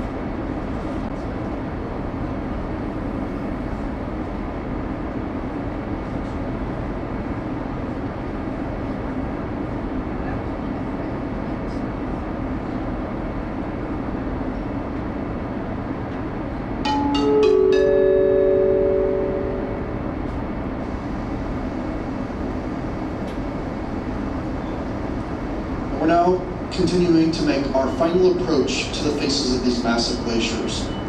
And truly, what a sight to behold. It can be incredibly difficult to get a sense of scale for these. Size estimation is notoriously difficult across the water. So here are your glacier statistics. The Marjorie Glacier, this blue-white wall of glacial ice visible off the port or left side, is 0.9 miles or 1.4 kilometers across. Its face rises 200 feet or 60 meters high, and it extends back into the mountains 21 miles or 33.5 kilometers. Now the Ferris or Grand Pacific Glacier, again this low, rocky-seeming ridge directly in front of our ship, is 1.4 miles or 2.2 kilometers wide, 150 feet or 45 meters high, and extends back into Canada 21.5 miles or 33.5 kilometers. We're currently sitting in about 200 meters or 700 feet of water, and we're sitting approximately 1 mile, 1.5 kilometers off of the Marjorie Glacier space. But I would encourage you to set aside these facts and figures, and because this is truly a special place. Get outside and take lots of pictures, but also take some time to just soak in the scene. The captain, pilot, and bridge crew made arrangements for us to have a full hour here at this glacier. We had an exceptionally heavy ice load here into our inlet. It took a lot of very careful navigation to make our way up here, but truly what a payoff for all of that effort. During our time here, the ship will rotate, so all sides of the ship will have the opportunity to view the entire scene. Keep your eyes on the Marjorie Glacier because she can calve off those chunks of ice at any moment. You can also keep your eyes peeled and binoculars ready for birds, including black-legged kittiwakes and herring and glaucous-winged gulls. Harbor seals are also occasionally seen hauled out on the chunks of ice in this area as well. I also want to take this moment to remind you that this is these animals' homes, and the bay provides everything that they need. Please help us out by respecting these wild animals and not feeding them, including the birds. I can assure you that any bird that approaches this ship is not hungry. These birds live in one of the most productive marine ecosystems anywhere on the planet. Human food can be toxic to these birds, and feeding wildlife in a national park is a violation of federal law. During our time here at the Marjorie Glacier, the Ranger Information Desk in the Skywalker Lounge will close. Rangers Rhiannon and Akasha will be joining you outside on deck, and I will be pausing this scenic commentary to join you outside as well. As poet Walt Whitman memorably described in his poem, "When I Heard the Learned Astronomer," you can certainly spend time inside listening to facts and figures, but sometimes you need to step outside into the bracing air to simply experience the scene. I look forward to seeing you outside, and I'll be back on the microphone with some more commentary as we begin making our way away from these glaciers.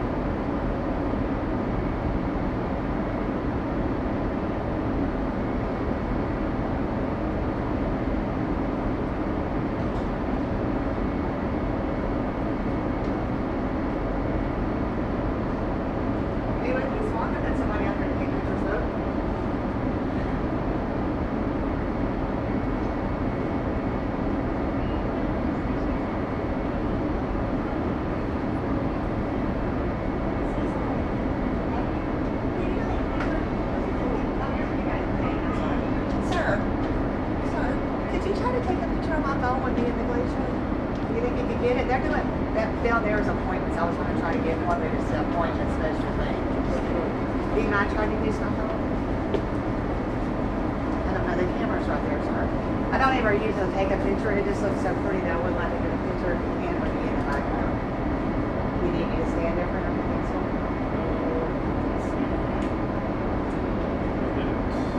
If you did too, I would appreciate it like.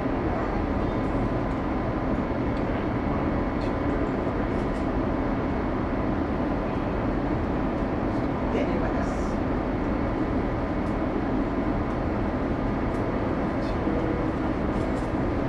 Thank you so much, sir. I do appreciate that very much. Now I got a picture of me in front of the glacier. I didn't have me to pay. I would have paid, honestly, I mean, I don't never take the pictures, but for that, with a picture of that, I would have paid. You know, I would have paid, you know. But they had, it was an appointment where they scheduled it. Thank you, sir. You're welcome. Bye-bye.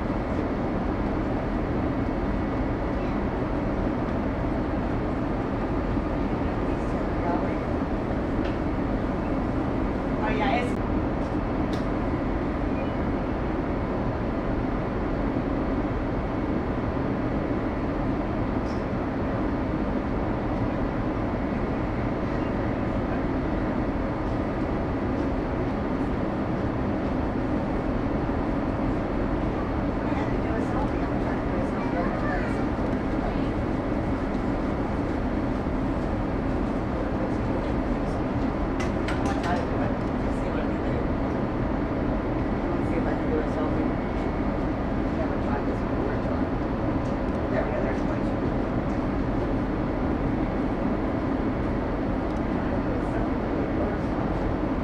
Recapping?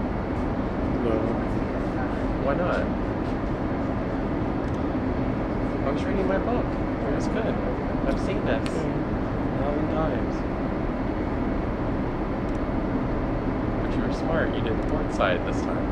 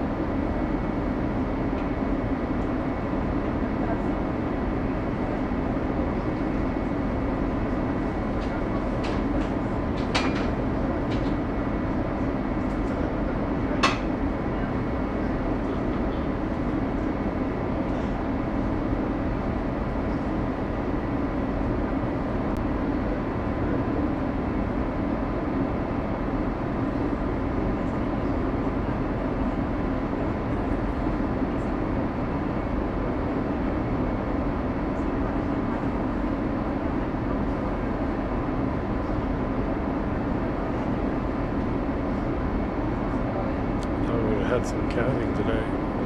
Huh? So I thought we would have had some calving. Yeah.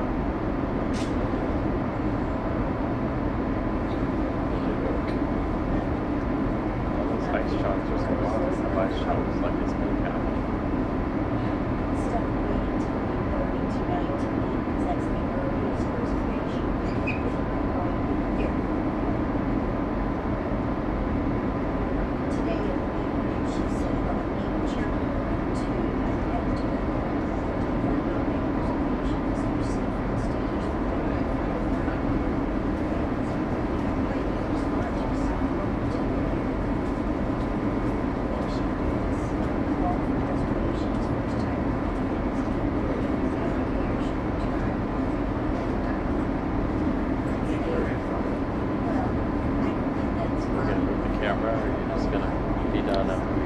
We're done. You're funny. Is it filming the whole thing or just part? Is it got the whole glacier or just part? Just part of it.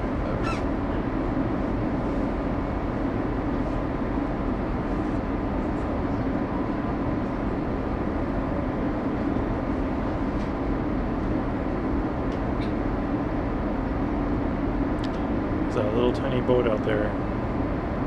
Oh yeah.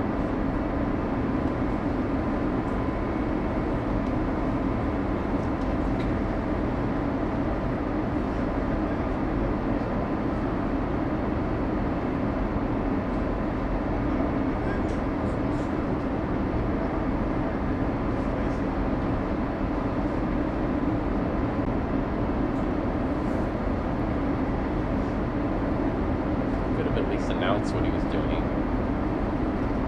But no.